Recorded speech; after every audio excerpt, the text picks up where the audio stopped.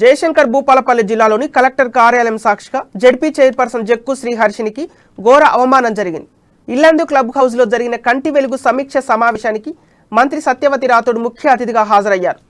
ఈ కార్యక్రమంలో జిల్లా కలెక్టర్ భవేష్ మిశ్రా జిల్లా పాలన యంత్రాంగం ప్రోటోకాల్ పాటించలేదని ఆవేదన వ్యక్తం చేశారు.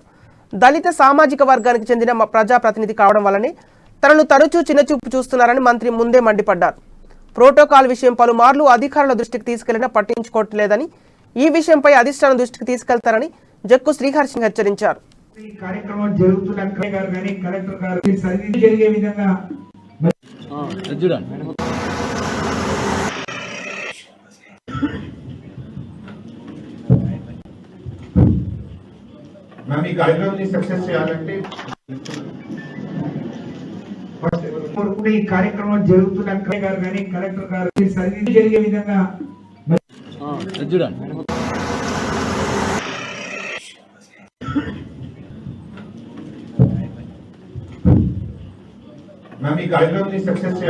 ఈరోజు జరిగిన కంటి వెలుగు సమావేశ కార్యక్రమానికి మంత్రి గారు సత్యవతి రాథోడ్ గారు రావడం జరిగింది.